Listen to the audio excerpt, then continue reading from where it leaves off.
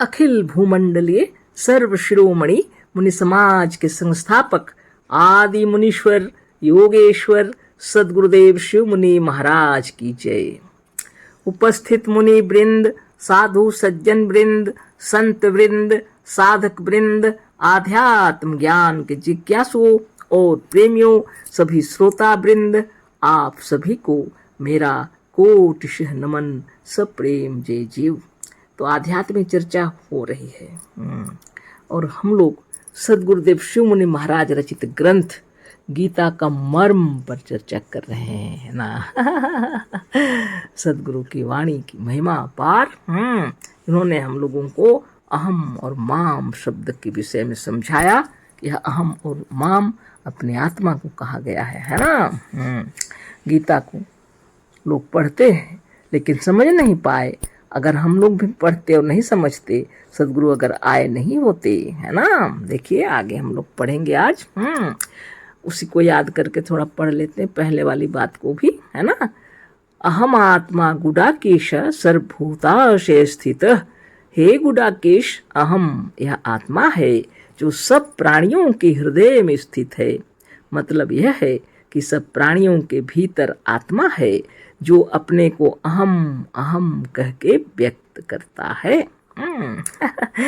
यहाँ तक पढ़ाई हो गई, हम लोगों की चर्चा भी हो गई।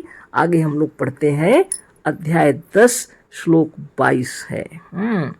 इंद्रियाणां मनश्चास्मि भूतानामस्मि चेतना। इंद्रियों में मन हम ही हैं और प्राणियों में जो चेतना है वह हम ही हैं। बताइए।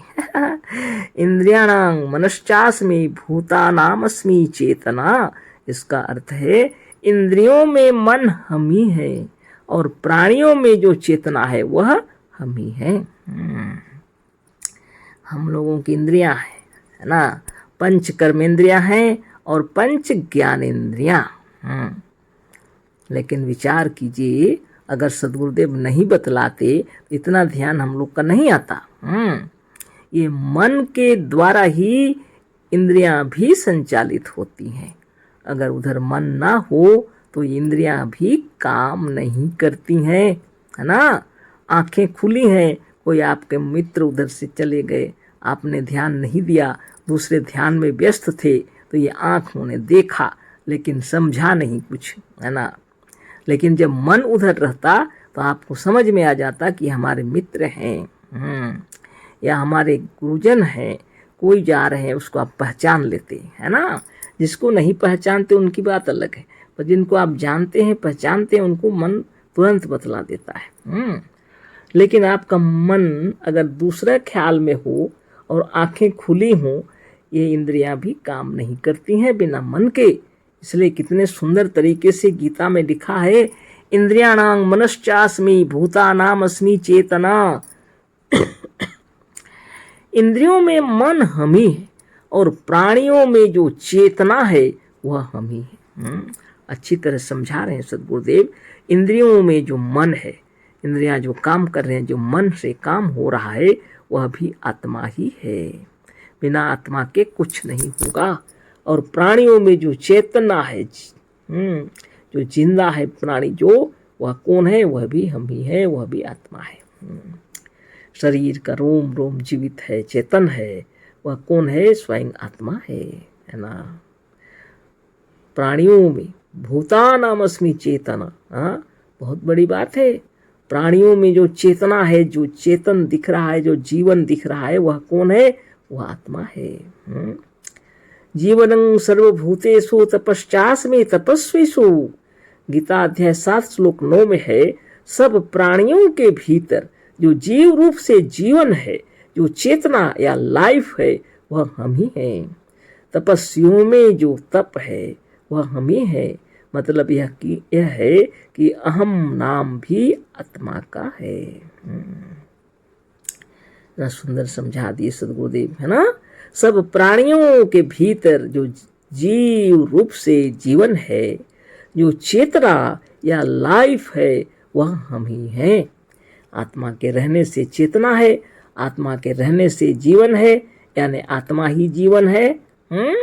तपस्वियों में जो तप है, तपस्वी लोग जो तप कर रहे हैं वह भी आत्मा ही है। हाँ? मतलब यह है कि अहम नाम भी आत्मा का है। अब इसका मतलब यह है कि अहम जो है, अहम नाम किसका है? आत्मा का है। गीता अध्याय 15 श्लोक 15 में तो बहुत साफ है, कहा है कि सर्वस्य चाहं हृदि सन्निविष्टो मत्तः स्मृतिर्ज्ञान मनोहनं च ममोहनं च। सर्वस्य चाहं हृदि सन्निविष्टो मत्तः स्मृतिर्ज्ञान ममोहनं च। वेदश्च सर्वैरहमेव वेद्यो वेदांत विदेव चाहम, है ना। ये है अध्याय 15 श्लोक 15, है ना।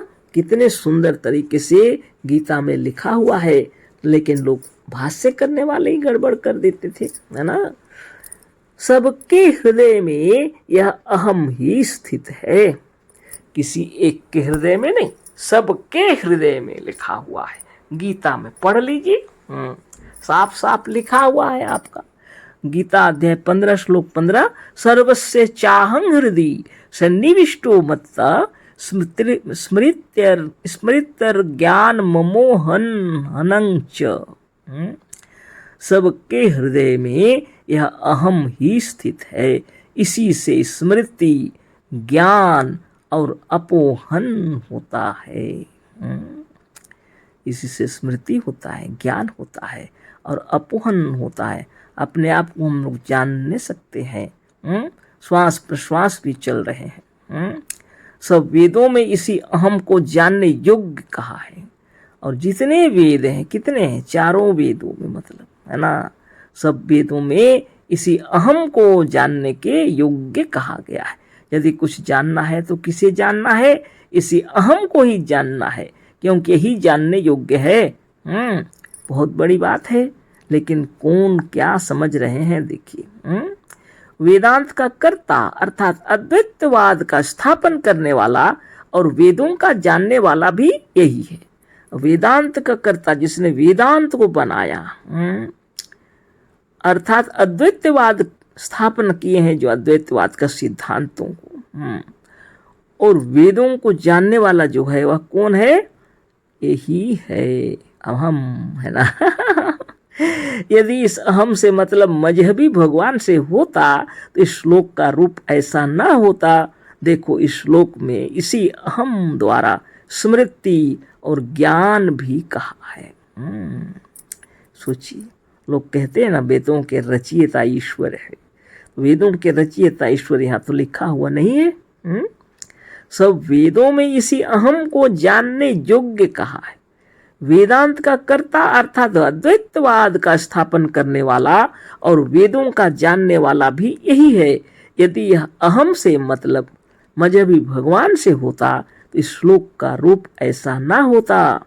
देखो, इस श्लोक में इसी अहम द्वारा स्मृति और ज्ञान भी कहा है।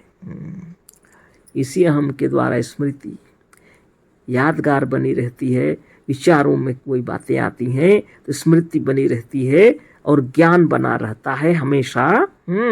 यह ज्ञान कौन है? अहम, मैं हूँ। हाँ। अहम से बढ़कर कुछ नहीं, इसी में सर्वस्व समाया हुआ है।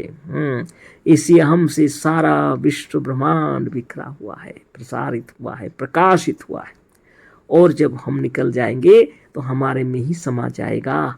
लेकिन आप सारी दुनिया तो पड़ी रहेगी ना, सबकी दुनिया पड़ी रहती है, लेकिन जिसकी दुनिया बिखरी हुई है और जो जाएंगे तो उसमें समा के चले जाते हैं। स्थूल जगत आत्मदेव ने बनाए, सूक्ष्म जगत भी आत्मदेव ने बनाए हैं। उनकी जब इच्छा होती है तो स्थूल जगत में स्थूल शरीर धारण करके आते हैं, और जब उनकी इच्छा होती है तो सूक्ष्म में चले जाते हैं, स्थूल को यहीं छोड़ करके, है ना। ऐसा जाते हैं कि किसी को ढूंढने भी नहीं सकेगा कोई, है ना।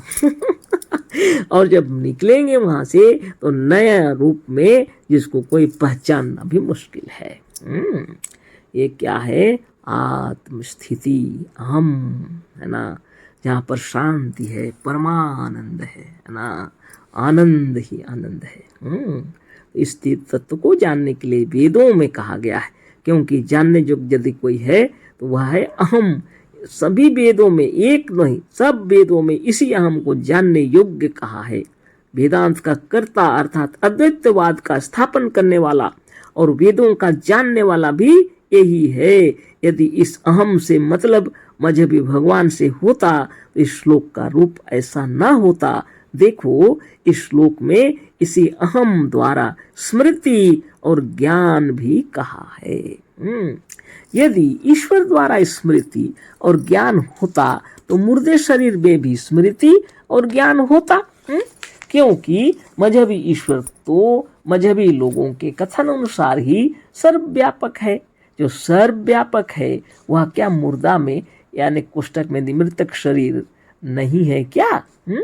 यदि मृतक शरीर में नहीं है तो वो सर्वव्यापक कैसे है? अतः यदि ईश्वर के कारण उसमें स्मृति, ज्ञान और अपहरण होता तो ईश्वर तो सर्वव्यापक होने के कारण उसमें है ही, है ना। पर मृतक शरीर में ना स्मृति है, ना ज्ञान है, ना अपहरण है, ना श्वास चल रहा है, कुछ भी नहीं। मुर्दा कहाँ किसी बात को करता या जानकर सोचता है कि बात को करे या ना करे, कोई सोचता है? नहीं। वेद को जानने वाला भी मनुष्य है, मनुष्य ही है। मजहबी ईश्वर तो वेदों का रचयिता है, जानने वाला नहीं, है ना। अद्वैतवाद के ग्रंथों को रचने वाला और उसे स्थापित करने वाला भी मनुष्य ही है। अतः यह अस्मद शब्द चाहे किसी भी भक्ति में प्रयुक्त हो, इससे मतलब आत्मा से ही है। उपनिषदों का सार कहा है, अतः इस विषय में उपनिषद को भी देखें। तो कल हम लोग बृहदारण्यकोपनिषद लिखा है उसको पढ़ेंगे कल, ठीक है ना। उसको क्या पढ़ेंगे, माने उसके श्लोक यहाँ दिए हुए हैं। अभी समय हो गया। अशेष धन्यवाद, कोटिशः नमन, सप्रेम जय जीव। सदगुरुदेव शिव मुनि महाराज की जय।